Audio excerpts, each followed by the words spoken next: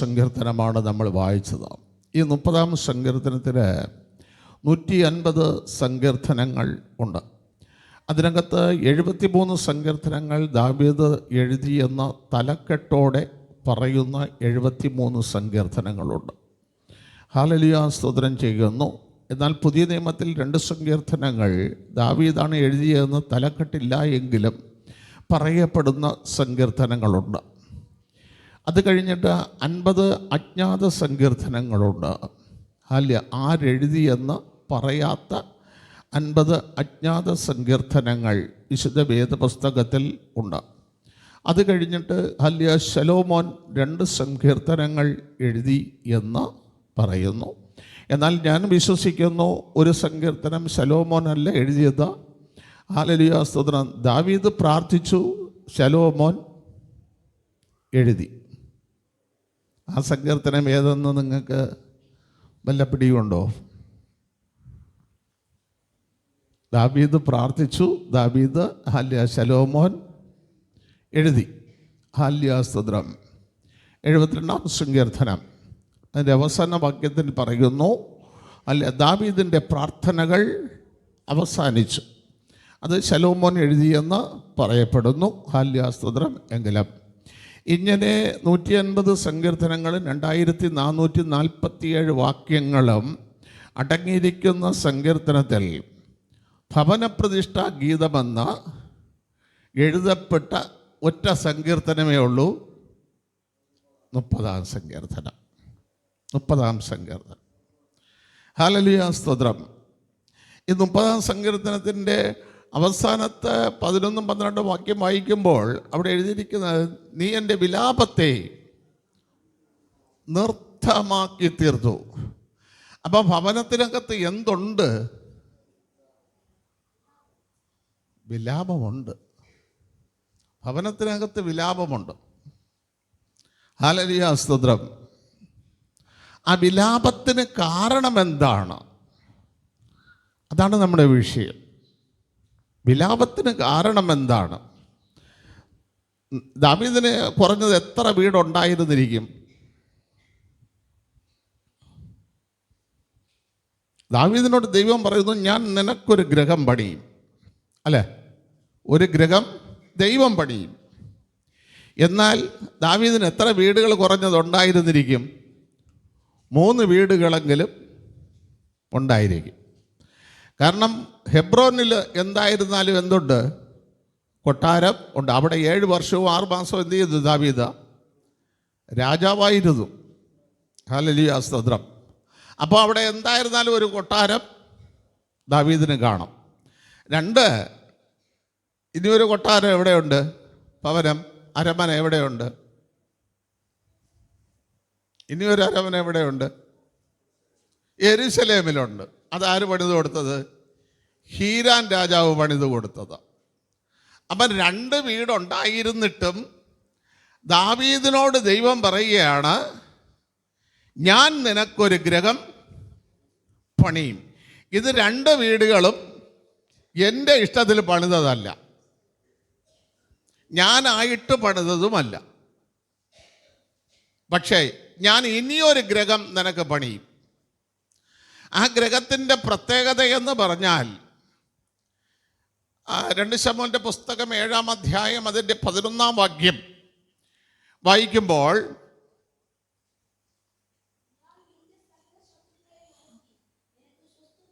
കണ്ട, ആ ദൈവം പണിയുന്ന വീടിൻ്റെ പ്രത്യേകത എന്താണ്? സകല ശത്രുക്കളെയും കീഴടക്കും. അത് മാത്രമല്ല, ആ വീട്ടിൽ ഞാൻ നിനക്ക് സ്വസ്ഥതയും. ഹല്ലേലൂയ, സ്തോത്രം. അപ്പം ദൈവം പണിയുന്ന വീടിൻ്റെ പ്രത്യേകത നിങ്ങൾ മനസ്സിലായിക്കോളണം. സകല ശത്രുക്കളെയും കീഴടക്കും. അത് മാത്രമല്ല, ഞാൻ നിനക്ക് സ്വസ്ഥതയും തരും. അടുത്ത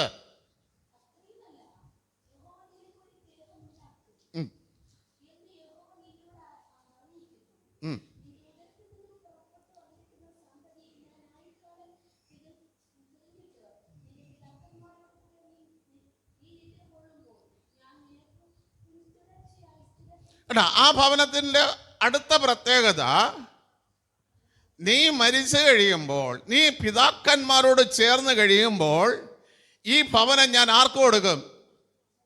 നിന്റെ തലമുറയ്ക്ക് കൊടുക്കും. അത് മറ്റാർക്കും കൊടുക്കാനുള്ളതല്ല. ദൈവം പണിയുന്ന ഭവനത്തിൻ്റെ മൂന്നാമത്തെ പ്രത്യേകത അതാണ്. ഒന്ന്, സ്വസ്ഥത തരും. രണ്ട്, ശത്രുക്കളെ കീഴടക്കും. മൂന്ന്, അടുത്ത തലമുറയ്ക്ക് വേണ്ടി അതിനെ നീക്കി വയ്ക്കുന്നു. ഹല്ലേലൂയ, സ്തോത്രം. അടുത്ത്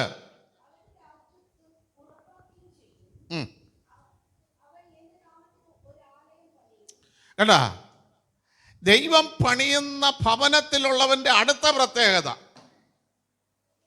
അവൻ ദൈവത്തിന് വേണ്ടി ചിലത് ചെയ്യും.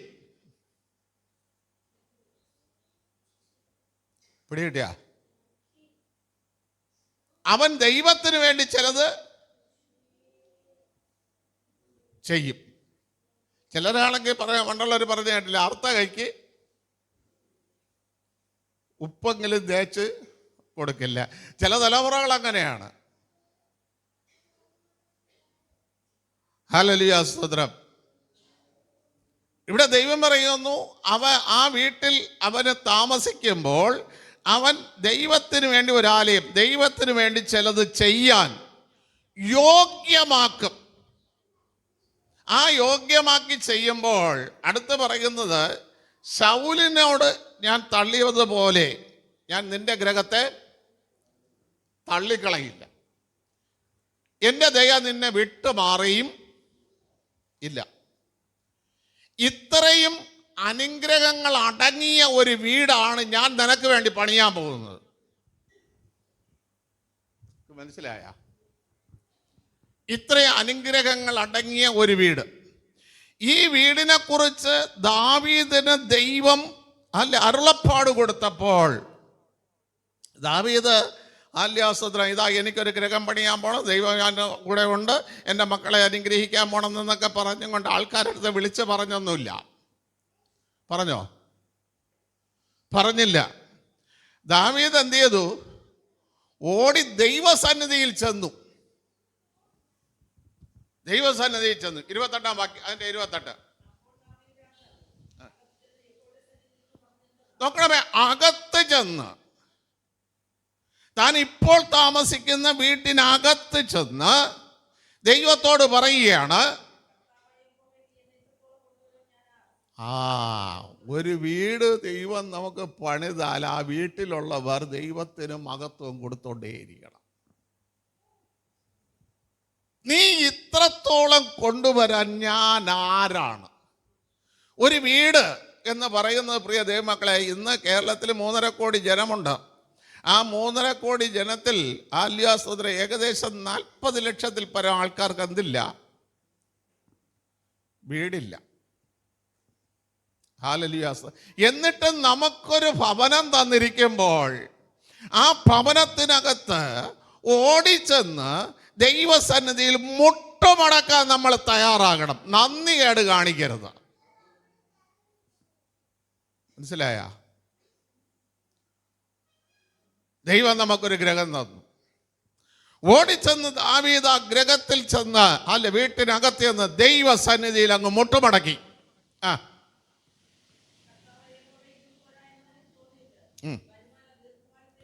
കേട്ടാ, ആ വീട്ടിലുള്ള അരുളപ്പാട് നിങ്ങൾ കേട്ടോ.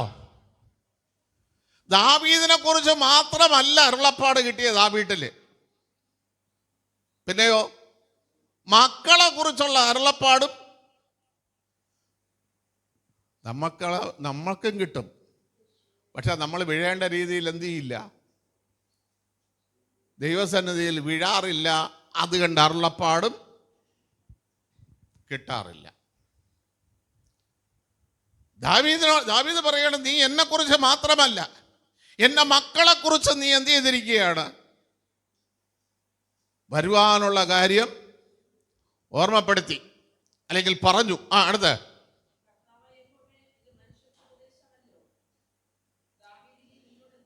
ഇത് ആർക്ക് ഉപദേശമാണ്?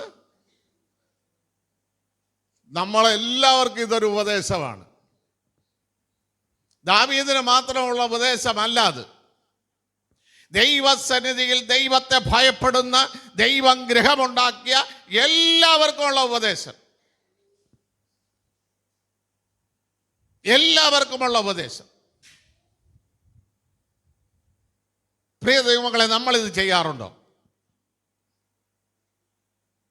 ഒരു അരുളപ്പാടിന് വേണ്ടി, നമ്മുടെ സ്വസ്ഥതയ്ക്ക് വേണ്ടി, നമ്മുടെ സമാധാനത്തിന് വേണ്ടി, നമ്മുടെ തലമുറയുടെ നല്ല ഭാവിയെക്കുറിച്ചുള്ള അരുളപ്പാടിന് വേണ്ടി എപ്പോഴൊക്കെ മുട്ടുമടക്കിയിട്ടുണ്ട്? നമ്മൾ മുട്ടുമടക്കും നമ്മുടെ നന്മയ്ക്ക് വേണ്ടി, മക്കൾക്ക് ഒരു അല്യാസ്തോത്രം എന്താ അവരെ ശ്രേഷ്ഠമായി അനുഗ്രഹിക്കേണ്ടതിന് വേണ്ടി. അവർ നാളെ എന്താണ് നമ്മളോട് കാണിക്കാനിരിക്കുന്നത് എന്ന്, ദൈവത്തോട് അവരെന്ത് കാണിക്കാനിരിക്കുന്നു എന്ന ഒരു അരുളപ്പാടിന് വേണ്ടി മുട്ടുമടക്കിയിട്ടുണ്ടോ?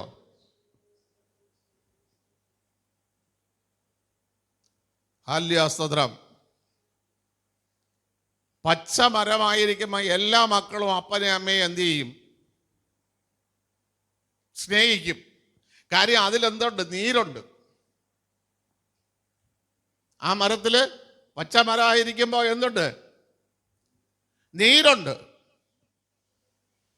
മക്കൾക്ക് വലിച്ചു കുടിക്കാനുള്ള നീരതിനകത്തുണ്ട്. പക്ഷേ ഈ അപ്പനും അമ്മയും ഉണങ്ങും. അന്ന് എന്തില്ല? നീരില്ല.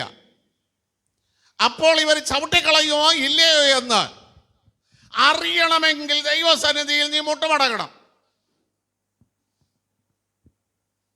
ദൈവസന്നിധിയിൽ നീ മുട്ടുമടക്കിയേ മതിയാവും. ഹല്ലേലൂയ, സ്തോത്രം. ദാവീദ് ഉടനെ ചെന്ന് പറയുകയാണ്, ഇത് മനുഷ്യർക്ക് എല്ലാവർക്കുമുള്ള ഉപദേശമാണ്. മക്കളെ കുറിച്ച് നാളെ അവരെന്താകും, എങ്ങനെ നമ്മളോട് ചിരിക്കും എന്നുള്ളതിനെ കുറിച്ച് അറിയാൻ നീ എന്ത് ചെയ്തിരിക്കണം?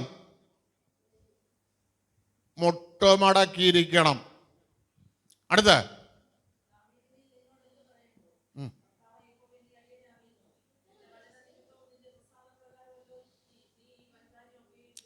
എന്തൊക്കെയാണ്? ദൈവത്തിൻ്റെ വചനപ്രകാരവും ദൈവത്തിൻ്റെ പ്രസാദപ്രകാരവുമാണ്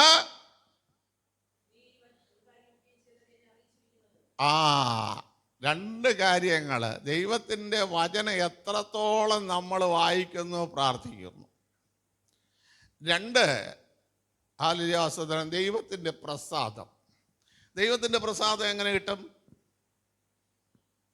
ദൈവപ്രസാദം എങ്ങനെ കിട്ടാം? അങ്ങനെ എന്തെങ്കിലും വാക്യം കർത്താവ് പറഞ്ഞിട്ടുണ്ടോ? കർത്താവ് പറഞ്ഞിട്ടുണ്ടോ ദൈവപ്രസാദം എങ്ങനെ കിട്ടുമെന്ന്? യോഹന്നാന്റെ സുവിശേഷം 6-ാം അധ്യായം 27-ഓ 28-ഓ ഒരു വാക്യമുണ്ട്, ഒന്ന് വായിച്ചു നോക്ക്. തന്നെ അയച്ചവനിൽ വിശ്വസിക്കുന്നത് തന്നെ ദൈവത്തിൻ്റെ പ്രസാദമെന്ന് ഒരു വാക്ക് അവിടെ കാണും. അല്ലെ, 29-ാം വാക്യം.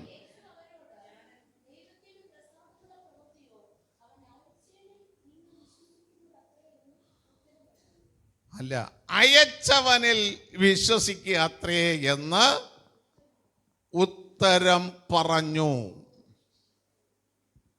ഇതാണ് ദൈവപ്രസാദമുള്ള പ്രവൃത്തി.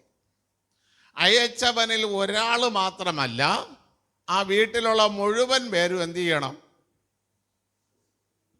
വിശ്വസിക്കണം. ഞാൻ ദാവീദിന് പറ്റിയ ഒരു അബദ്ധം ഞാൻ നിങ്ങൾക്ക് പറഞ്ഞുതരാം. ദാവീദ് 8-ാം അധ്യായത്തിൽ മോബാബിനെ തോൽപ്പിച്ചു. 9-ാം അധ്യായത്തിൽ യോനാഥാൻ്റെ മകന് ദൈവപ്രകാരമുള്ള കൃപ കൊടുത്തു. 10-ാം അധ്യായത്തിൽ തൻ്റെ ഭൃത്യന്മാരെ ഹല്ലേലൂയ പാതി മുടിയും അത് ക്ഷവരം ചെയ്ത് അയച്ചവന് നേരെ പ്രതികാരം ചെയ്യാനൊക്കെ പോയി. അല്ലേ? 2 ശമൂവേലിൻ്റെ പുസ്തകം ഇങ്ങനെ നമ്മൾ തുടർച്ചയായിട്ട് വായിച്ചു വന്നാൽ ഹല്ലേലൂയ സ്തോത്രം നമുക്കത് കാണാൻ കഴിയുന്നുണ്ടോ?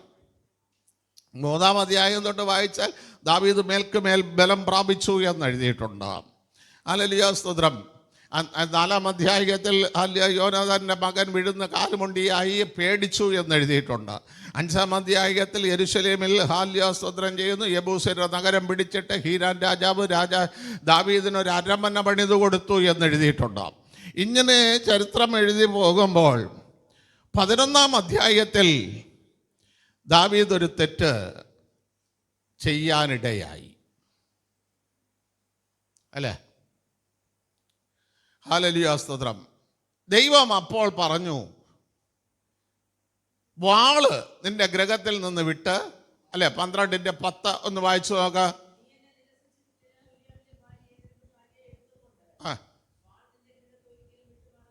വാള് നിന്റെ ഗൃഹത്തിൽ നിന്ന് വിട്ട് മാറുകയില്ല എന്ന് ദൈവം അങ്ങ് പറഞ്ഞു. ദൈവം പറഞ്ഞു കഴിഞ്ഞപ്പോൾ ദാവീദിന്റെ വീട്ടിനകത്ത് എന്ത് വന്നു? പറ. കുഞ്ഞിന് രോഗം വന്നു. ഫസ്റ്റ് വാള് എന്തായി വന്നു? രോഗമായി വന്നു. ദൈവത്തിൻ്റെ വാള് വന്ന രീതി കണക്കാക്കിക്കൊള്ളാം. രോഗമായി വന്നു. ഈ രോഗമായി വന്നപ്പോൾ ദാവീദ് ഉപവസിക്കാൻ തയ്യാറായി. നിലത്ത് കിടന്ന് ഉപവസിച്ചു. അപ്പോൾ അവിടെ സംഭവിച്ച എന്താണ്?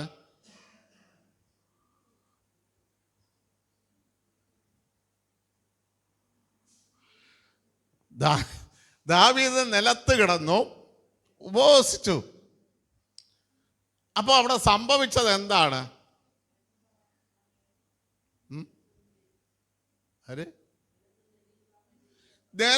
അപ്പൊ ഒരാൾ ഉപവസിക്കുന്നു, ഒരാൾ നിർത്താൻ പറയുന്നു. വീട്ടിൽ 2 അഭിപ്രായം തന്നെ. വാള് വന്നപ്പോൾ ഐക്യത നഷ്ടപ്പെട്ടു. ഐക്യത നഷ്ടപ്പെട്ടത് മാത്രമല്ല, ദാവീദ് ആഹാരം കഴിക്കാതെ കിടക്കുന്നു. മറ്റുള്ളവർ പറയണ എണീറ്റ് കഴിക്കാൻ. നീ എപ്പോഴും ഇങ്ങനെ കിടന്ന് പ്രാർത്ഥിക്കണ കാര്യമല്ല, എഴുതി വല്ലതും. ഉപവാസത്തെ എതിർക്കുന്ന ആളും ഉപവാസം ചെയ്യുന്നവനും ഒരു വീട്ടിൽ വന്നു.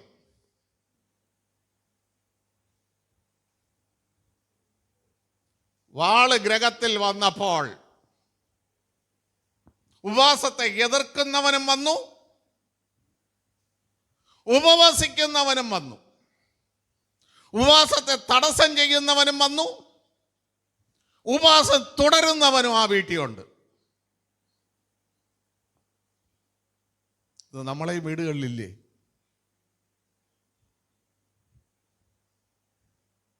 സഭയ്ക്കകത്ത് ഞാൻ പറയാൻ നിങ്ങൾ ഇങ്ങനെയുള്ള വീട്ടിൽ ഇരുന്ന് കണ്ണീരോടെ പ്രാർത്ഥിക്കരുത്. ഫലം ഉണ്ടാവില്ല, സത്യമായിട്ടും ഉണ്ടാകില്ലേ? ദാവീദിന്റെ പ്രാർത്ഥനയ്ക്ക് മറുപടി ഉണ്ടായ? പ്രാർത്ഥനയ്ക്ക് വിരോധമായ മറുപടിയല്ലേ ഉണ്ടായത്?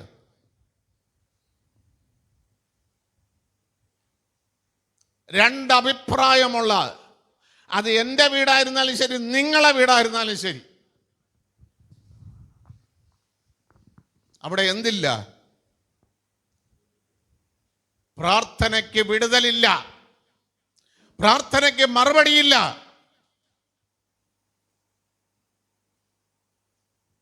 ഹല്ലേലൂയ, സ്തോത്രം.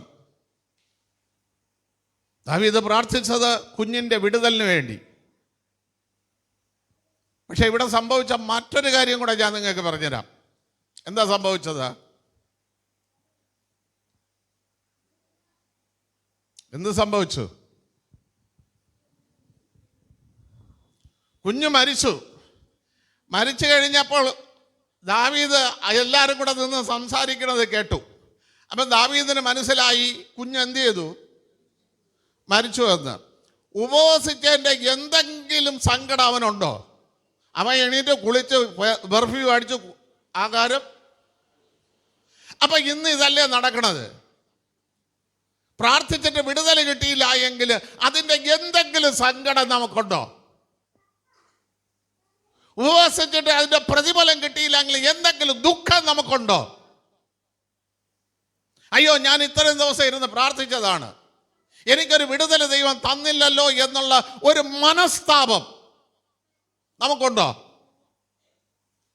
നമ്മൾ എണീക്കുന്നു, എന്നത്തെ പോലെ തിന്നുന്നു, കുടിക്കുന്നു, അല്ലേ? ഒരു ചെറിയ സങ്കടം, കർത്താവേ ഞാൻ 3 ദിവസം പ്രാർത്ഥിച്ചതല്ലേ, കർത്താവേ ഞാൻ അങ്ങയോട് യാചിച്ചതല്ലേ, ഞാൻ അങ്ങയോട് കരഞ്ഞതല്ലേ. അതിന് നമുക്ക് കരയായോടെ കണ്ണീര്.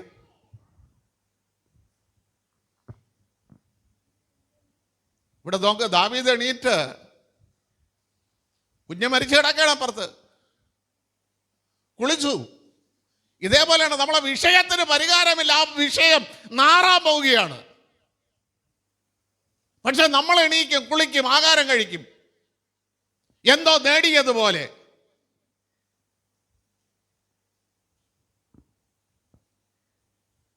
പ്രിയ ദൈവമക്കളെ, നമുക്കൊരു ഭവനം തന്നിരിക്കുന്നത് അല്ല, ദൈവത്തോട് നിലവിളിക്കാനാ, ഒരുമിച്ച് ഐക്യതയോടെ ദൈവത്തോട് കരയാൻ. ഞാൻ ഇന്നലെ പ്രാർത്ഥിക്കുമ്പോൾ യോസേപ്പിൻ്റെ വിഷയം പറഞ്ഞ് പ്രാർത്ഥിച്ചു, മധ്യസ്ഥ പ്രാർത്ഥനയില്ല. യോസേപ്പ് എപ്പോഴും കരഞ്ഞു? യോസേപ്പ് എപ്പോഴും കരഞ്ഞു?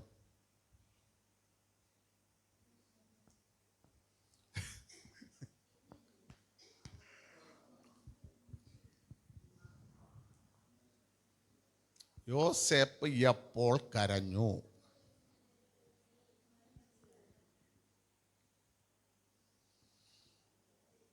ഹല്ലേലൂയ, സ്തോത്രം. യോസേപ്പിൻ്റെ 11 സഹോദരന്മാരും യോസേപ്പിൻ്റെ അടുക്കലെത്തി, ഇല്ലേ? എത്തിക്കഴിഞ്ഞപ്പോൾ യോസേപ്പ് അവരെ എങ്ങനെ ഇരുത്തി? ക്രമമായിട്ട് മൂത്തവൻ, ഇളയവൻ. നമ്മളെ വീട്ടിൽ ഇതുണ്ടോ? വീട്ടിലുള്ള എല്ലാവരും ക്രമമായിട്ട് വന്നിരിക്കാറുണ്ടോ? ഉണ്ടാ? നിങ്ങൾ വചനം വായിച്ചിട്ട് യോസേപ്പ് കരഞ്ഞ് പറവോം കേട്ട് എന്നല്ല. അപ്പൻ, അമ്മ, മക്കൾ, മൂത്തവൻ, ഇളയവൻ, ഇങ്ങനെ ക്രമമായിട്ടിരുത്തി. നമ്മളെ വീട്ടിലും പ്രാർത്ഥനയ്ക്ക് ഇരുത്തണം, അതേപോലെ ക്രമമായിട്ടിരുത്തണം. രണ്ടാമത് യോസേപ്പ് കരയാൻ കാരണം, ക്രമമായിട്ടിരുന്ന് ആഹാരം കഴിക്കണം, കരയേണ്ട കാര്യമില്ല, സന്തോഷം കൊള്ളണം, ചിരിക്കണം, ഉള്ളം കൊണ്ട് ചിരിക്കണം. രണ്ടാമത് യോസേപ്പ് കരയാൻ കാരണം, രൂബേൻ ഒരു വാക്ക് പറഞ്ഞു, ഈ മോനെ കൊണ്ടുവന്നില്ലെങ്കിൽ എൻ്റെ അപ്പനായ യാക്കോബിന് ദോഷം സംഭവിക്കും. പറഞ്ഞ 44-34 വാക്യം. ഹല്ലേലൂയ, സ്തോത്രം. ഞാൻ എങ്ങനെ അപ്പൻ്റെ അടുക്കൽ പോകും? അപ്പന് ദോഷം സംഭവിക്കും. ആ അപ്പൻ ആരാണ്? യോസേപ്പിൻ്റെ ആ അപ്പൻ ആരാണ്? രൂബേൻ പറഞ്ഞ അപ്പൻ ആരാണ്? യോസേപ്പിൻ്റെ യോസേപ്പിൻ്റെ അപ്പനാണ്. മൂത്തവൻ അങ്ങനെ ഒരു അഭിപ്രായം പറഞ്ഞപ്പോൾ ഇളയവനും ആ ദുഃഖത്തിൽ എന്ത് ചെയ്യാണ്? പങ്കുള്ളവനായി മാറുകയാണ്.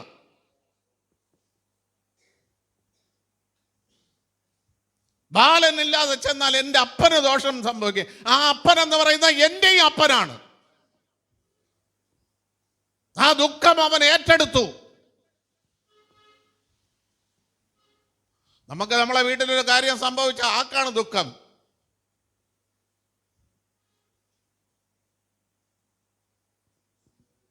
നമ്മളെ വീട്ടിൽ ഈ പ്രാർത്ഥനയുണ്ട്, ദുഃഖം ഉണ്ടാകണം. ഒരു വിഷയം വന്നാൽ ദുഃഖം ഉണ്ടാകണം എല്ലാവർക്കും. ആ ദുഃഖത്തോടെ അവൻ കരഞ്ഞു. ആ കരച്ചിൽ എവിടെ കേട്ടു? ഫറവോന്റെ കൊട്ടാരത്തിൽ കേട്ടു. അങ്ങനെയാണെങ്കിൽ ആ ദുഃഖത്തോടെ നമ്മൾ കരഞ്ഞാൽ എവിടെ കേൾക്കും? സ്വർഗത്തിൽ കേൾക്കും.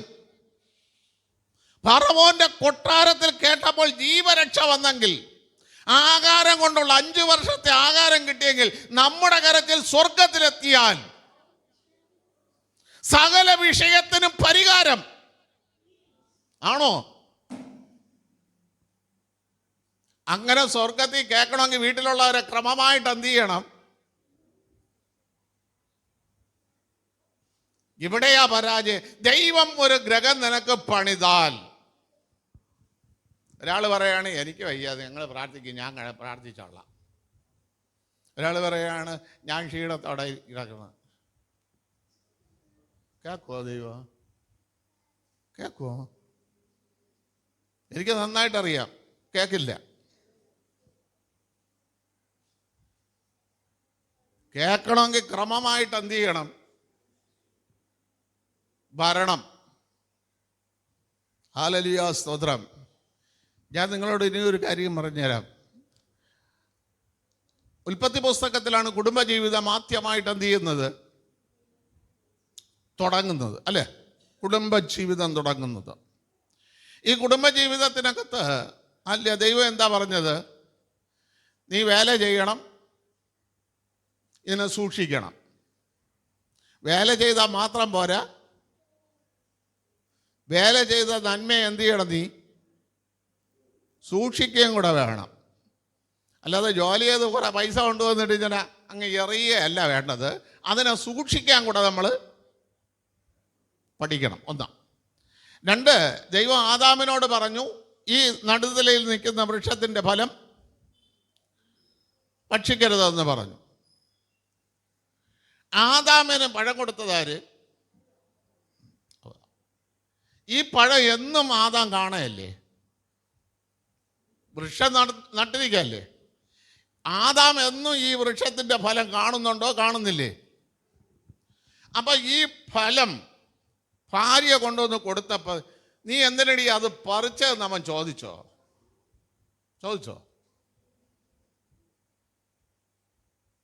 ഇത് ദൈവം പറഞ്ഞല്ലേടി പറിക്കരുതെന്ന്? ഇത് ദൈവം പറഞ്ഞല്ലേടി തിന്നരുതെന്ന്? നീ എന്തിനടി പറിച്ചത് എന്നവൻ ഒരു വാക്ക് ചോദിച്ചോ? ഇതേപോലെ നമ്മൾ കൊടുക്കാത്ത പൈസയിൽ എന്തെങ്കിലും വേവിച്ച് ഭാര്യ തരണമെങ്കിൽ ചോദിക്കണം. നീ കൊടുക്കണ പൈസ നീ വീട്ടിൽ കൊടുക്കണം, ചെലവിന് കൊടുക്കണ പൈസയ്ക്ക് ഒരു റേറ്റുണ്ട്, ഇല്ലേ? പക്ഷെ അതിൽ കവിഞ്ഞിട്ട്, നീ കൊടുത്ത പൈസയിൽ കവിഞ്ഞിട്ട് പൊരിച്ച മീൻ ഇറച്ചിയൊക്കെ വല്ലതും ഭാര്യയെ കൊണ്ട് തരണമെങ്കിൽ ചോദിക്കണം, ഇത് വാങ്ങിക്കാൻ എവിടെ നിന്നടി പൈസ നിനക്ക് കിട്ടിയത്? ഇതാര് തന്ന പൈസ അടി എന്ന് ചോദിക്കാതെ വെട്ടി വിഴുങ്ങുന്നവൻ ദൈവിക ആനുഗ്രഹത്തിന് പുറത്ത്. നീ കൊടുക്കുന്ന പൈസയ്ക്ക് നിനക്ക് തിന്നാൻ അധികാരമുള്ളൂ, ആണോ? ഇല്ലെങ്കിൽ അവൾ ഏത് പൈസയിലും നിനക്കുണ്ടാക്കി തന്നു. എന്താ നാടിയിലെ കൈയും കൊടുത്താനും ഇരിക്കുന്നത്?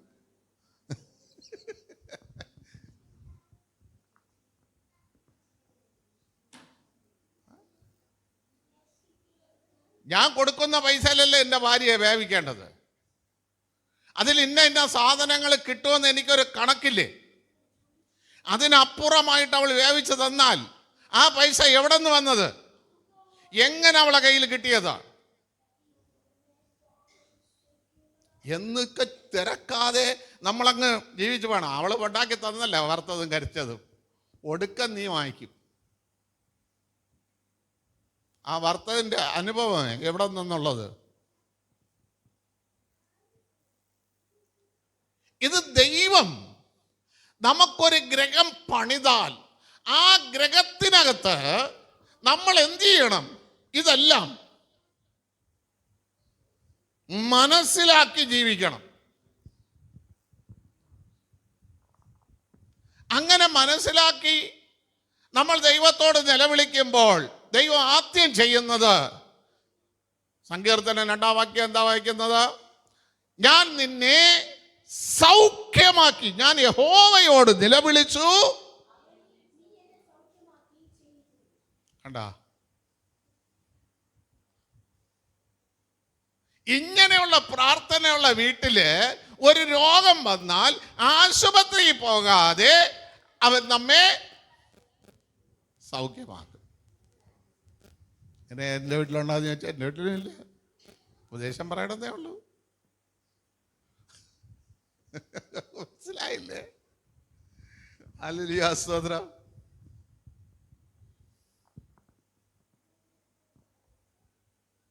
ഇങ്ങനെയുള്ള അല്ല ഭവനത്തിനകത്ത് ദൈവത്തോട് നിലവിളിച്ചാൽ ദൈവം അവരെ എന്ത് ചെയ്യും? സൗഖ്യമാക്കും. നമുക്കറിയാം യെഹെസ്കേലിന്റെ കാലഘട്ടത്തിൽ എന്താണ് യെഹെസ്കേല്, ഹല്ലേലൂയ, സ്തോത്രം, വീട്ടുകാര്യം ക്രമപ്പെടുത്തിയില്ല. അതിന് കാരണം, അവൻ വീട്ടുകാര്യം ക്രമപ്പെടുത്താത്തതിന് കാരണം, അവൻ അതിന് കഴിയാത്തതിന് കാരണം പറ. ഹല്ലേലൂയ, സ്തോത്രം. അവൻ ദൈവസന്നിധിയിൽ മക്കളെ എന്ത് ചെയ്തുകൊണ്ടിരുന്നു? ഒരുക്കിക്കൊണ്ടേയിരുന്നു. 2 ദിനവൃത്താന്ത പുസ്തകം 29-ാം അധ്യായം 10-ാം വാക്യത്തിൽ അവിടെ വായിക്കുന്നു, മക്കളെ സ്തോത്രം ചെയ്യുന്നു, ഈ സമയത്ത് ദൈവത്തോട് ഒരു ഉടമ്പടി ചെയ്യാൻ എനിക്ക് താല്പര്യമുണ്ട്, നിങ്ങൾക്കോ? അങ്ങനെ ദൈവവുമായിട്ട് മക്കളെ എന്ത് ചെയ്തുകൊണ്ടിരുന്നു? ഉടമ്പടി ചെയ്യിച്ചു. 30-ാം അധ്യായത്തിൽ കിട്ടിയില്ലേ? 29-10 അവിടെ 30-ാം അധ്യായം വായിക്കുമ്പോൾ അവൻ യെരൂശലേം ദേവാലയത്തിന്റെ കാര്യങ്ങളെല്ലാം എന്ത് ചെയ്തുകൊണ്ടിരുന്നു? ശുദ്ധീകരിച്ചു, പുരോഹിതന്മാരെ ഒരുക്കി. 31-ാം അധ്യായത്തിൽ ശലോമോൻ ചെയ്തതിനേക്കാൾ വലിയൊരു യാഗം ആര് ചെയ്തു? യെഹെസ്കേല് ചെയ്തു. ഇത്രയും കാര്യങ്ങളൊക്കെ ചെയ്തു വന്നപ്പോൾ വീട്ടിലെ കുടുംബകാര്യം എന്ത് ചെയ്യാൻ കഴിഞ്ഞില്ല? ക്രമപ്പെടുത്താൻ കഴിഞ്ഞില്ല. അവൻ ആലയത്തിന്റെ കാര്യങ്ങൾ, ജനത്തിന്റെ കാര്യങ്ങളും നോക്കി പുരോഹിതന്മാരെയും ശുദ്ധീകരിച്ചൊക്കെ ജീവിച്ചു. ദൈവം ഹിസ്കിയാവിനോട് പറഞ്ഞു, ഹല്ലേലൂയ, സ്തോത്രം. 2 രാജാക്കന്മാരുടെ പുസ്തകം 20-ാം അധ്യായം നമ്മൾ വായിക്കുമ്പോൾ രാജാവിനോട് പറയുകയാണ്, നിന്റെ വീട്ടിലെ വീട്ടുകാര്യങ്ങളെല്ലാം നീ ഒന്ന് ക്രമപ്പെടുത്തണം, നീ മരിക്കാൻ പോവുകയാണെന്നോ. താൻ എന്ത് ചെയ്തില്ല? ക്രമപ്പെടുത്താതെ ആലയത്തിന്റെ കാര്യങ്ങളും വീട്ടിലെ പുരോഹിതന്മാരെ വിശുദ്ധീകരിച്ചും മക്കളെ ദൈവവുമായിട്ടുള്ള ഉടമ്പടിയിൽ കൊണ്ടുവരികയൊക്കെ ചെയ്തു. ഹിസ്കിയാവ് ആലയത്തിൽ പെയ്യുന്നല്ല, ആ വീട്ടിൽ ഈ ദൂത് കേട്ടപ്പോൾ വീട്ടിലെ ചെവരിൽ മുഖം ചേർത്ത്, അല്ലേ? 3-ാം വാക്യം അവിടെ അങ്ങനെയല്ലേ? ഒന്ന് വായിച്ചേ.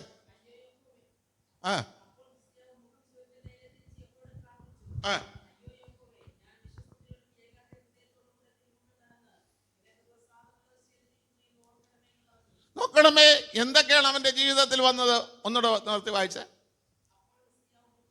മുഖം ചെവരോട്. അല്ല, നമ്മളെ സാക്ഷ്യത്തിന് എവിടെ നിന്ന് വിളിക്കും?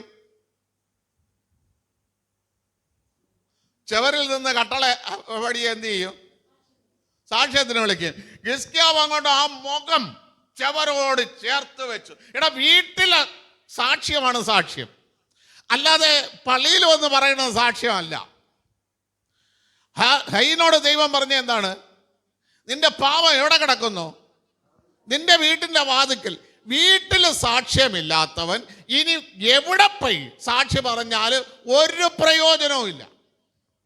ആദ്യം സാക്ഷി വരേണ്ടത് എവിടെ? വീട്ടിനകത്ത്. വീട്ടിനകത്ത് സാക്ഷി വരണം. മക്കളെ ദൈവമായിട്ടുള്ള ഉടമ്പടി ചെയ്യിച്ചിട്ടുണ്ടോ? അതിൽ സാക്ഷി വരണം.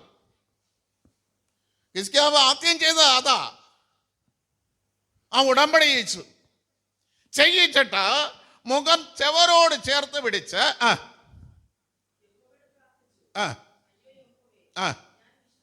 ഒന്ന്, ഞാൻ വീട്ടിന്റെ കാര്യം ക്രമപ്പെടുത്തിയില്ലെങ്കിലും എന്നെ ഏൽപ്പിച്ച കാര്യത്തിൽ ഞാൻ വിശ്വസ്തനായിരുന്നു. വീട്ടുകാര്യം ക്രമപ്പെടുത്തിയില്ലെങ്കിൽ, ഞാൻ പറയാം, നമ്മളെ ദൈവം ഏൽപ്പിക്കുന്ന ചില കാര്യങ്ങളുണ്ട്, അതിൽ നമ്മൾ വിശ്വസ്തരായിരിക്കണം. പിടി കിട്ടിയ നമ്മളിപ്പോൾ ഒരു ഗ്ലാസ് വെള്ളം ഒരാളിന് കൊടുക്കുകയാണ്, ഞാൻ ഉദാഹരണം പറയുകയാണ്. എങ്ങനെ കൊടുക്കുക? ഒരു ചൂട് വെള്ളം എടുക്കാൻ പറയുകയാണ്, എങ്ങനെ കൊടുക്കുക? വെള്ളത്തിന് ചൂടാക്കുമ്പോൾ എത്ര അവസ്ഥയുണ്ട് അറിയാമോ? ഉഷ സിസ്റ്റർ അറിയാമോ? വെള്ളം ചൂടാക്കുമ്പോൾ എത്ര അവസ്ഥയുണ്ട്?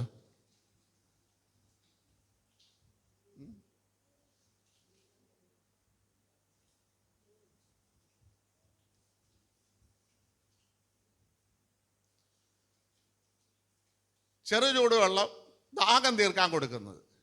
അടുത്ത സ്റ്റെപ്പ്, ചെറു ചൂട് കഴിഞ്ഞ് വെള്ളത്തിൻ്റെ അടുത്ത സ്റ്റെപ്പ് വാട്ടുവെള്ളം.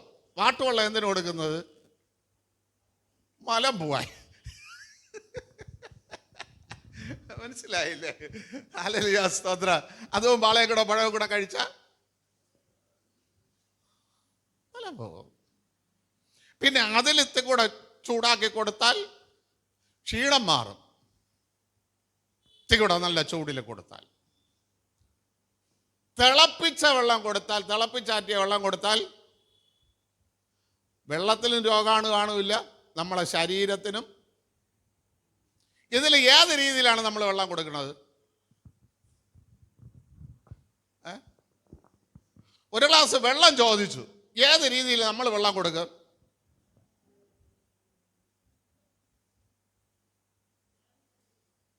തിളപ്പിച്ചിട്ട് കൊടുക്കണം. അതിനെ ഒരടി അടിച്ച് ആറ്റി തണുപ്പിച്ച് കൊടുക്കണം. ആ കൊടുക്കുന്നവൻ വിശ്വസ്തയോടെ കൊടുത്തു, മറ്റതൊക്കെ അവിശ്വസ്തയോടെ കൊടുത്തു. നമ്മളെ ഏൽപ്പിക്കുന്ന കാര്യത്തിൽ ആദ്യം വിശ്വസ്തത വേണം. വിശ്വസ്തത. എങ്ങനെയെങ്കിലും ഞാൻ ചെയ്തിട്ടാൽ എങ്ങനെയെങ്കിലും അവർ കുടിച്ചോണ്ട് വയ്ക്കോളും, എങ്ങനെയെങ്കിലും അവർ ഇരുന്നിട്ട് വയ്ക്കോളും. ദൈവം ഓർക്കേണ്ട ആദ്യത്തെ കാരണം വിശ്വസ്തത ഉണ്ടായിരുന്നു. ഞാൻ ഈ തുണി നനയ്ക്കണ കാണുമ്പോൾ എനിക്ക് ഭയങ്കര സങ്കടം തോന്നിയിട്ടുണ്ട്. ഈ അപ്പനും അമ്മയും ഒക്കെ മക്കളെ നശിപ്പിക്കാനായിട്ട് എന്തൊക്കെ വാങ്ങിച്ചു കൊടുക്കും? ഒരു വാഷിംഗ് മെഷീൻ വാങ്ങിച്ചു കൊടുക്കും. ശരിക്കും അവരെ മക്കളെ നന്നാക്കാൻ വേണ്ടി വാങ്ങിച്ചു കൊടുക്കുന്നതല്ല, അവരെ നശിപ്പിക്കാനായിട്ട് വാങ്ങിക്കൊടുക്കുന്ന സാധനമാണ് വാഷിംഗ് മെഷീൻ. ഈ വാഷിംഗ് മെഷീനിലിട്ട് തുണി നനയ്ക്കുമ്പോൾ നനച്ച തുണിയുടെ കോളർ ഒന്ന് എടുത്ത് നോക്കണം നിങ്ങൾ. ഈ ഇട്ടിരിക്കുന്ന കക്ഷമെടുത്തൊന്ന് നോക്കണം നിങ്ങൾ. ഒരു ശകലം അഴുക്ക് പോയിട്ടില്ല. അല്ലെങ്കിൽ ഈ വാഷിംഗ് മെഷീനിൽ നനയ്ക്കുന്ന വ്യക്തി അതിനെ ഒന്ന് നനച്ചിട്ട് ഈ കോളറിലെയും കക്ഷത്തിലെയും അഴുക്കൊന്ന് കഴുകിയിട്ട് നീ വാഷിംഗ് മെഷീനിലിട്, ഇടില്ല. ഈ കഴിഞ്ഞ ആഴ്ച മുഴുവനും ഇരുന്ന രോഗാണു അതേപോലെ പറ്റിപ്പിടിച്ചിരുന്ന് ഇതും ഇട്ടുകൊണ്ടാണ് അടുത്തും എന്ത് ചെയ്യുന്നത്? വലിയ ഗമയില്, ഞാൻ ഒന്നും പറയുന്നില്ല, കുറെ ഇതൊക്കെ ഉണ്ട്, സാധനങ്ങളുണ്ടല്ലോ സൂ അടിക്കാൻ. അകം അസ്ഥികൂടവും ചത്ത ശവവും പുറത്ത് നല്ല മണവും.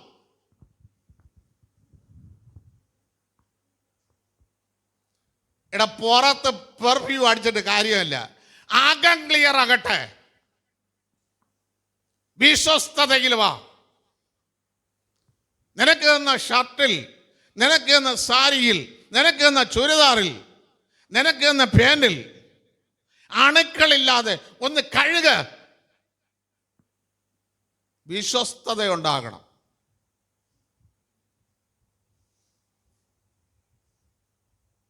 ഇവിടെ ഹിസ്കിയാവിന് വിടുതൽ കിട്ടാൻ ഫസ്റ്റ് കാരണം എന്താണ്? വിശ്വസ്തതയായിരുന്നു. വിശ്വസ്തതയുടെ ഒരുപാട് കാര്യങ്ങൾ ഉണ്ട്. ഞാനെങ്കിലും വീട്ടിലുള്ള കാര്യം മാത്രമാണ് എന്ത് ചെയ്തത്, നിങ്ങളോട് ടച്ച് ചെയ്തത്. ഞാൻ പറയാം, പ്രിയ ദൈവങ്ങളെ, ചിലരൊക്കെ ഞാൻ കണ്ടിട്ടുണ്ട്, അല്ല ചില എൻ്റെ അനിയൻ്റെ വീട്ടിലും എൻ്റെ വീട്ടിലും ചിലപ്പോൾ ഞാൻ കണ്ടിട്ടുണ്ട്, ഇന്നലത്തെ വെള്ളത്തിൽ കൂടെ കുറച്ച് വെള്ളം കൂടെ വീഴ്ത്തി എന്ത് ചെയ്യും, ചൂടാക്കി. അതൊന്നും വിശ്വസ്തതയല്ല. നിന്റെ വീട്ടിലുള്ളവരെ പോലും നീ നശിപ്പിക്കുന്നു. ഇന്നലത്തെ വെള്ളത്തിൽ കൂടെ ഇന്നും കൂടെ എന്ത് ചെയ്യുന്നു? അതിനകത്തൊക്കെ എന്തൊക്കെ ക്രമക്കേടുകൾ, എന്തൊക്കെ രോഗാണു അതിനകത്ത് കയറി വരുമെന്ന് എന്തെങ്കിലും നമ്മൾ ചിന്തിച്ചിട്ടുണ്ടോ? ഇല്ലല്ലോ. ഞാൻ പല വീടുകളിലും ഞാനിത് കണ്ടിട്ടുണ്ട്. അത് കുഴപ്പമൊന്നുമില്ല, അവരെങ്കിലും കുടിച്ചോളാം, കുടിക്കും. കാര്യം ഈ ഇരിക്കുന്ന വെള്ളം എപ്പോഴും ചൂടാക്കി അതിൽ കൂടെ ഇന്നലത്തെ വെള്ളം ഉണ്ടാകരുത് അതൊന്നും നിങ്ങളാരും അറിയുന്നുണ്ടോ? നിങ്ങളങ്ങ് കുടിക്കുന്നു, നിങ്ങൾ കുടിക്കുന്നു. പക്ഷെ ഇതിൻ്റെ ശാപം വാങ്ങിക്കണ ആരെന്നറിയാം? ചൂടാക്കി വെച്ചവള്.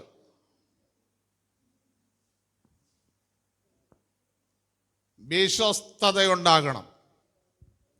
ദൈവം ഏൽപ്പിക്കുന്ന കാര്യത്തിൽ നിനക്ക് വിശ്വസ്തതയുണ്ടാകണം.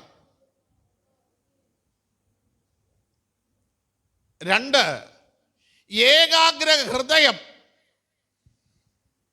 ഇതെന്റെ ഉത്തരവാദിത്വമാണ്. അല്ലേ? 2 ഏകാഗ്ര ഹൃദയല്ലേ? അല്ലേ ഇത് സിസ്റ്റർ? വിശ്വസ്തതയോടും ഏകാഗ്ര ഹൃദയത്തോടും നമ്മളെ ഏൽപ്പിക്കുന്ന ദൗത്യം ചെയ്യാൻ ഇത് എന്നെ ഏൽപ്പിച്ചതാണ് എന്ന ഹൃദയത്തിലെ തീരുമാനം നിനക്കുണ്ടാകണം. എന്നെ ഏൽപ്പിച്ച കാര്യമാണ്, ഇത് ഞാനാണ് ചെയ്യേണ്ടത്. ആ തീരുമാനം. ഞാൻ കല്യാണ ശുശ്രൂഷയിൽ പ്രസംഗിക്കാനൊക്കെ പോകുമ്പോൾ ഞാൻ പറയാറുണ്ട്, രാവിലെ എണീക്കാൻ കഴിയാത്ത സ്ത്രീ ഒരിക്കലും ഒരു പുരുഷൻ്റെ ജീവിതത്തിലേക്ക് കടന്നു ചെന്ന് ആ പുരുഷനെ നശിപ്പിക്കരുതെന്ന്. ഒരിക്കലും എന്ത് ചെയ്യരുത്? കടന്നുപോയി ആ പുരുഷൻ്റെ ജീവിതത്തെ നശിപ്പിക്കരുതെന്ന് ഞാൻ പ്രസംഗിച്ചിട്ടുണ്ട്. കാരണം ഞാൻ എൻ്റെ മോനെ കൂടെ എന്നാലേ ആശുപത്രി കടന്നു പോവുകയാണ്. പോകുമ്പോൾ ബാക്കിൽ ഒരു പയ്യൻ വണ്ടി ഓട്ടിച്ച് സ്പീഡിൽ പോവുകയാണ്. ബാക്കിൽ എന്തൊക്കെ വെച്ചിട്ടുണ്ട്? ഈ കുത്തമേശ്ശേരിയുടെ എല്ലാ സാധനങ്ങളും ബൈക്കിൻ്റെ ബാക്കിൽ വെച്ച് കെട്ടിയിട്ടുണ്ട്. അതിൻ്റെ പുറകിൽ ചോറ് വേറെ എന്തൊക്കെ വെച്ച് കെട്ടിയിട്ടുണ്ടോ. അവൻ വിട്ടു പോവുകയാണ് ഹൈ സ്പീഡിൽ. തിരുവല്ലം കഴിഞ്ഞ് ഹൈ സ്പീഡിൽ പോവുകയാണ്. അപ്പോൾ ഈ ചോറ് വെച്ചിരുന്ന ബാഗും വേറെ എന്തൊക്കെ വെള്ളവും കാപ്പിയൊക്കെ വെച്ചിരുന്ന ബാഗ് എവിടെ തെറിച്ച് വീഴുന്നു? എടാ എഴുതി റോഡിൽ പോയി. പക്ഷെ അവൻ അറിഞ്ഞിട്ടില്ല. അവൻ അറിഞ്ഞില്ല, അവൻ അങ്ങ് പോയി. എന്തുകൊണ്ടാ?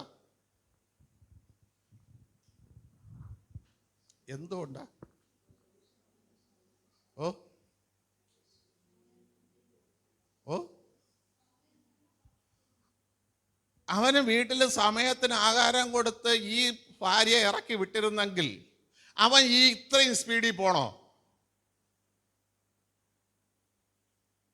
ഈ ഹൈ സ്പീഡ് അവൻ എടുക്കണോ?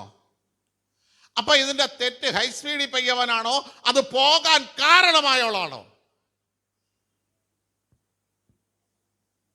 എൻ്റെ ഭർത്താവിന് കാപ്പി കൊടുക്കേണ്ടത്, എൻ്റെ ഭർത്താവിന് ഊണ് കൊടുക്കേണ്ടത് അത് എൻ്റെ ദൗത്യമാണെന്ന് പറഞ്ഞ് അവൾ നേരത്തെ എണീക്കണം. ഞാൻ 5:30 എണീക്കുള്ളൂ, ഞാൻ 6 മണിക്കേ എണീക്കുള്ളൂ, ഞാൻ 7 മണിക്കേ എണീക്കുള്ളൂ.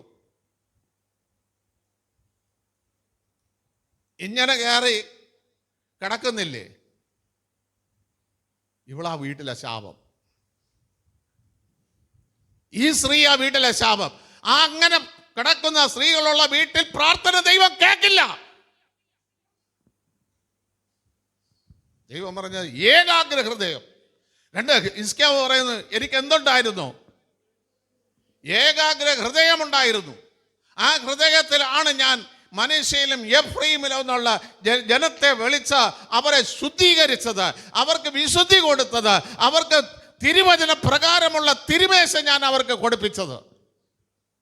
ആ ഏകാഗ്ര ഹൃദയത്തിൽ നിന്ന്. സത്യമായിട്ട് ഞാൻ പറയുന്നു, ഈ ഏകാഗ്ര ഹൃദയമില്ലാത്ത കുടുംബത്തിലാണ് നമ്മൾ പാർക്കുന്നതെങ്കിൽ പ്രാർത്ഥന ദൈവം കേൾക്കില്ല. ഏകാഗ്ര ഹൃദയം. അടുത്ത അല്ല, തിരുമുമ്പിൽ വിശ്വസ്തതയും ഏകാഗ്ര ഹൃദയം വന്നിട്ട് ദൈവസന്നിധിയിൽ നടക്കണം. എന്നിട്ട് നമ്മൾ ചെയ്യുന്നതെല്ലാം ദൈവത്തിന് പ്രസാദമായിരിക്കും.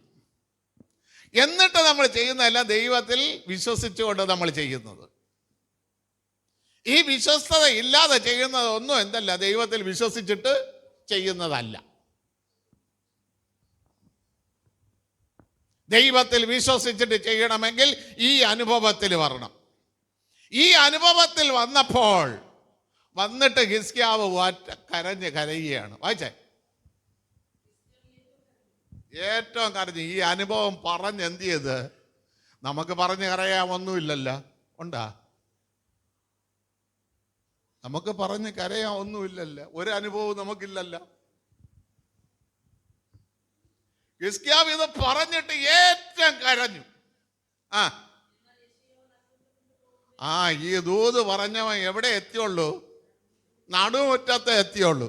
ദൈവം ഈ കരച്ചിൽ എത്ര സെക്കൻഡ് എടുത്തെന്ന് പറ. ഇവിടെ വീട്ടിൽ കഴിക്കുന്ന പ്രാർത്ഥനയുടെ മറുപടി കണ്ട? ആ മറുപടി എത്ര സെക്കൻഡ് എടുത്ത് കാണും? യെശയ്യാവ് എവിടെ എത്തി? നടുമുറ്റത്ത്. ദൈവം പറഞ്ഞു, ഞാൻ ഹിസ്കിയാവിന്റെ പ്രാർത്ഥന കണ്ണുനീര് കണ്ടു. നീ മടങ്ങിച്ചെന്ന്, എന്റെ ജനത്തിന്റെ പ്രഭുവാണവൻ, അവനോട് നീ പറയേണ്ടത്,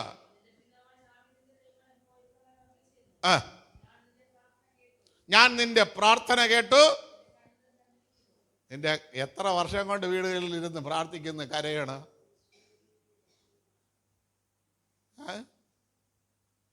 ദൈവം കേട്ട? ആദ്യം വിശ്വസ്തത വരണം, രണ്ടാമത് ഏകാഗ്ര ഹൃദയവും വരണം. വന്നിട്ട് കരഞ്ഞാൽ ദൈവം പ്രാർത്ഥന ഉടനെ കേൾക്കും. നിന്റെ കണ്ണുനീരും കാണും. കണ്ടിട്ട് ദൈവം പറഞ്ഞു, വായിച്ച,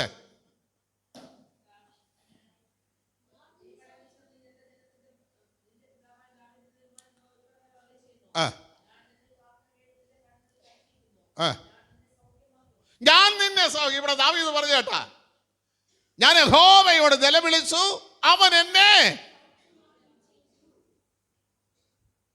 നമ്മൾ എത്രയോ കാലം കൊണ്ട് നിലവിളിക്കണം? എത്ര കാലം കൊണ്ട് നിലവിളിക്കണം? 2 ദാവീദിന്റെ അഭിപ്രായം, സങ്കീർത്തനം 3-ാം വാക്യം ഒന്ന് വായിച്ചേ. കണ്ടാ, നീ എൻ്റെ പ്രാണനെ എന്ത് ചെയ്തു? നിലവിളി. വീട്ടിനകത്തുള്ള നിലവിളിയിൽ കണ്ട, ദാവീദ് നിലവിളിച്ചു. വീട്ടില് പാതാളത്തിൽ നിന്ന് എന്നെ കയറ്റിയിരിക്കുന്നു.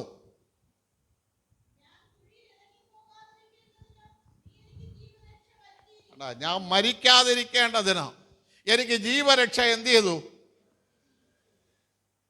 മടക്കി തന്നു. ഞാൻ മരിക്കാതിരിക്കേണ്ടതിന്. ഞാൻ മരിക്കുമായിരുന്നു. ദൈവമാണ് പറഞ്ഞത് നീ മരിക്കുമെന്ന്. പക്ഷേ എൻ്റെ വിശ്വസ്തതയും എൻ്റെ ഏകാഗ്ര ഹൃദയവും എന്നെ പാതാളത്തിൽ അയച്ചില്ല, എന്നെ കുഴിയിൽ എന്ത് ചെയ്തില്ല? ഇറക്കിയില്ല. ഇന്ന് പകൽക്കാലം ഇതാണ് ദൈവം പണിയുന്ന ഭവനം. ഞാൻ നിനക്കൊരു ഗൃഹം പണിയും. ദാവീദ് തെറ്റ് ചെയ്തു. ദാവീദിനെ ഉണർത്തിച്ചപ്പോൾ ദാവീദ് പറഞ്ഞു, അയ്യോ ഞാൻ പാപം ചെയ്തു, ഞാൻ എന്ത് ചെയ്യും? മരിക്കും. പറഞ്ഞില്ലേ? മരിക്കും. ദാവീദ് പറഞ്ഞു, ദാവീദിനോട് ദൈവം പറഞ്ഞു, നീ മരിക്കില്ല, നിന്റെ പാപത്തെ ഞാൻ എന്ത് ചെയ്തു? മോചിപ്പിച്ചു. ഇന്ന് പകൽക്കാലം പ്രിയ ദൈവമക്കളെ, ദൈവത്തിന്റെ സന്നിധിയിൽ വിശ്വസ്തതയും ഏകാഗ്ര ഹൃദയവും നിനക്കുണ്ടെങ്കിൽ നീ നിലവിളിച്ചാൽ ദൈവം നിന്നെ സൗഖ്യമാക്കാം. നിന്നെ പാതാളത്തിൽ ഇറങ്ങാതെ കുഴിയിൽ നിന്ന് നിന്നെ വീണ്ടെടുക്കുകയും ചെയ്യും. നിനക്കൊരു ഏകാഗ്ര ഹൃദയമുണ്ടാകട്ടെ. ഹല്ലേലൂയ, സ്തോത്രം. നിനക്കൊരു വിശ്വസ്തതയുണ്ടാകട്ടെ. ഹല്ലേലൂയ, സ്തോത്രം ചെയ്യുന്നു. ഞാൻ ഒരു ഉദാഹരണം കൂടെ പറഞ്ഞു തരാം നിങ്ങൾക്ക്. ഈ നമ്മളെയൊക്കെ വീടുകളിൽ ഇപ്പം ഒരു ചെറുകുട്ടിയുണ്ട്, അവളെ നമ്മൾ മുത്തിയും നക്കിയൊക്കെ വളർത്തുന്നു. ഇവളെ കൊണ്ട് വലിയ ജോലിയൊന്നും നമ്മൾ വീട്ടിൽ ചെയ്യിക്കുമോ? ഇല്ല. അവളെ പഠിക്കാൻ എന്ത് ചെയ്യും? അങ്ങ് പിള്ള പഠിക്കാൻ പോട്ടെ, അവൾക്ക് സമയം താമസിച്ചെന്നൊക്കെ പറഞ്ഞ് നമ്മൾ അങ്ങ് വിടാം. അപ്പം ഈ കുഞ്ഞിനെ നമ്മൾ വിവാഹം ചെയ്ത് കൊടുക്കുമ്പോൾ ഇവൾ വീട്ടിൽ എത്ര മണിക്ക് എഴുന്നേറ്റിട്ടുള്ളൂ? 6:30, 7 മണിക്കൊക്കെ എന്ത് ചെയ്തിട്ടുള്ളൂ? എണീറ്റിട്ടുള്ളൂ. പക്ഷേ നീ വിവാഹം കഴിച്ചു കൊടുക്കാൻ ആഗ്രഹിക്കുമ്പോൾ എന്ന് തൊട്ട് ഒരു വരൻ, ഒരു വീട്ടിൽ പെണ്ണ് കാണാനായിട്ട് ഒരു വരൻ വന്ന് നീ ഒരാളിനോട് പറഞ്ഞ് എൻ്റെ മകളെ കെട്ടിക്കൊടുക്കാൻ ഞാൻ ആഗ്രഹിക്കുന്നു എന്ന് പറയുന്ന അന്ന് മുതൽ എങ്കിലും 4 മണിക്കെങ്കിലും അവളെ ചവിട്ടി എണീപ്പിക്കണം. 4 മണിക്ക് ചവിട്ടി കളഞ്ഞിരിക്കണം. എണീപ്പിച്ച് ഹല്ലേലൂയ, സ്തോത്രം. ആദ്യം തോരൻ അരിയാൻ കൊടുക്കണം, അടുത്ത് അവിയലിനരിയാൻ കൊടുക്കണം. ഇങ്ങനെ ഓരോന്നായിട്ട് എന്ത് ചെയ്യണം? അവളെ പഠിപ്പിച്ചെടുക്കണം. ആ വീട്ടിൽ ചെന്ന് കയറുന്ന വീട്ടിൽ 5 മണിക്ക് ആ തുടക്ക ദിവസം തൊട്ട് നിനക്ക് എണീക്കാൻ കഴിഞ്ഞില്ല എങ്കിൽ നീ ഒരു വധുവാനാകാൻ ആഗ്രഹിക്കരുത്, ഒരു ഭാര്യയാകാൻ ആഗ്രഹിക്കരുത്, ഒരു മരുമകളാകാൻ ആഗ്രഹിക്കരുത്, ഒരു അമ്മയാകാൻ ആഗ്രഹിക്കരുത്. മനസ്സിലായ? ഈ ഉത്തരവാദിത്വം ചെയ്യാത്ത അമ്മമാരാണ് ആദ്യത്തെ ശപിക്കപ്പെട്ടവർ. ഈ അമ്മയാണ് ആദ്യത്തെ ശാപം, ആ കുടുംബത്തിൻ്റെ ശാപം, അവരുടെ ഭാവിയുടെ ശാപം ഈ അമ്മയാണ്. ഹല്ലേലൂയ, സ്തോത്രം. പെൺകുഞ്ഞുങ്ങൾ പഠിക്കണം, പഠിക്കരുതെന്നല്ല, പഠിക്കണം. പക്ഷേ ഈ കാര്യം കൂടെ എന്ത് ചെയ്യണം?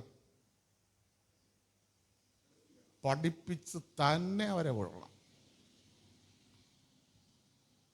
അതേപോലെ ആൺമക്കള്, ആ മക്കള് ഹല്ലേലൂയ, സ്തോത്രം, തുടക്കത്തിൽ അവരെ പഠിപ്പിക്കേണ്ടത് ആഹാരം കഴിക്കുന്ന പാത്രം എടുത്ത് അടുക്കളയിൽ കൊണ്ടുവച്ചില്ലെങ്കിൽ അവൻ ഒരു ഉത്തരവാദിത്വവും പിൽക്കാലത്തുണ്ടാകില്ല, സത്യമായിട്ടുണ്ടാകില്ല. ഇത് മറ്റാരുടെ ജോലി? ഇത് അമ്മയുടെ ജോലി, ഇത് മറ്റുള്ളവരുടെ ജോലി എന്ന് പറഞ്ഞാണ് നിന്റെ മക്കളെ നീ വീട്ടിനകത്ത് വളർത്തുന്നതെങ്കിൽ അവൻ്റെ കുടുംബജീവിതത്തിലും എന്തെങ്കിലും നന്മയ്ക്ക് കുറവ് വരുമ്പോൾ അപ്പായിരിക്കണ, അമ്മാവായിരിക്കണ, ചോദിച്ചവൻ ജീവിക്കും, ചോദിച്ച് ജീവിക്കും. ആദ്യത്തെ ഉത്തരവാദിത്വം പഠിപ്പിക്കേണ്ട വീട്ടിൽ നിന്നാണ്, അല്ലാതെ മറ്റൊരിടത്തൊന്നല്ല, മറ്റൊരു സ്ഥലത്തൊന്നുമല്ല. നിനക്കൊരു ഗ്രഹം തന്നിട്ടുണ്ടെങ്കിൽ ആ വീട്ടിനകത്തുനിന്ന് തുടങ്ങണം ഉത്തരവാദിത്വം. ഇതൊക്കെ പറയുമ്പോൾ പ്രിയ ദൈവമക്കളെ, എനിക്ക് എബ്രായ ലേഖനം 12:10 തൊട്ട് വായിക്കുമ്പോൾ ഏത് ശിക്ഷയും സന്തോഷകരമല്ല. ഇതൊക്കെ എന്തല്ല മക്കൾക്ക് അല്ലേ? 12:10 അല്ലേ സിസ്റ്ററെ? സന്തോഷകരമല്ല. എന്താ ദുഃഖമെന്ന് തോന്നുന്നു ഈ രാവിലെ കഴിക്കുന്നത്, തിന്ന പാത്രം എടുത്തോണ്ടൊന്ന് വെക്കുന്നത്, എല്ലാം എന്തെന്നേ തോന്നുള്ളൂ. മക്കൾക്ക് ദുഃഖം ദുഃഖം.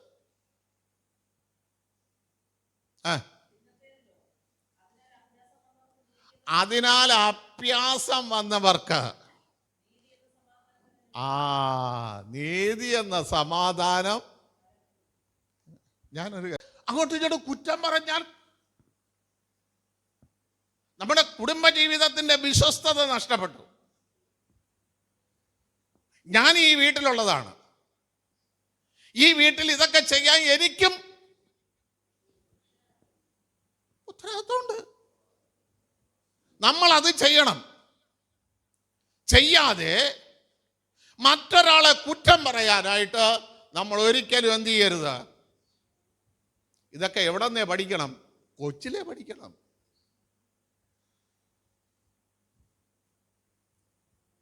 ഒരു 10ാം ക്ലാസ് കഴിയുമ്പോഴേ പഠിക്കണം. അല്ലാതെ കൊണ്ടായി കൊണ്ടുവന്ന് കുരം വെച്ചെന്ന് പറഞ്ഞുകൊണ്ട് ഒന്നും.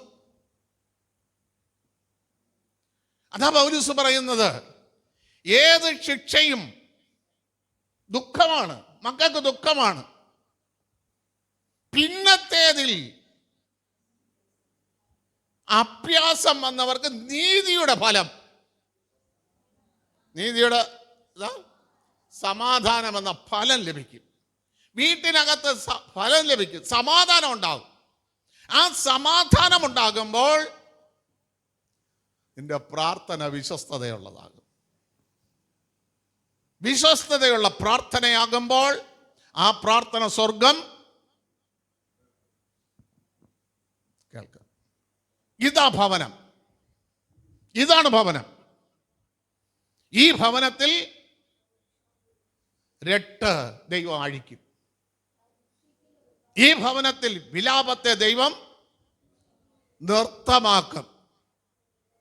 ഇല്ലെങ്കിൽ വിലാപത്തെ നൃത്തമാക്കില്ല, രട്ട് അഴിയുമില്ല. ഹല്ലേലൂയ, സ്തോത്രം. നിങ്ങൾ വീട്ടിൽ പോയി എസ്തേറിന്റെ പുസ്തകത്തിൽ വായിച്ച് പഠിക്കണം.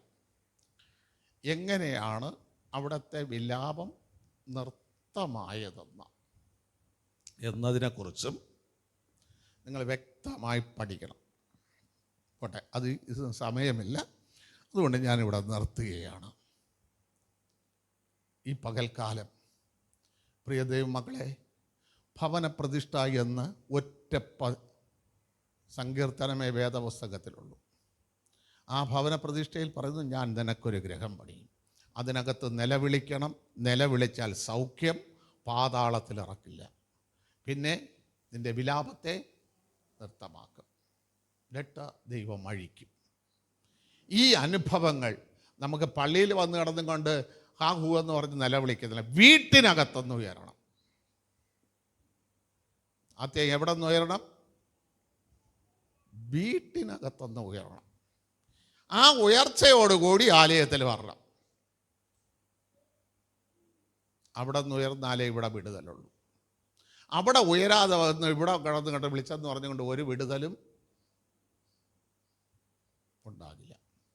ഇന്ന് പകൽക്കാലം അതിനായിട്ട് ദൈവം നിങ്ങളെ സഹായിക്കട്ടെ, അനുഗ്രഹിക്കട്ടെ. ഇത് ഞാൻ നിങ്ങൾക്ക് പറഞ്ഞു തന്ന ഒരു ഉപദേശം മാത്രമാണ്. വീട്ടിൽ പ്രമാണിക്കേണ്ട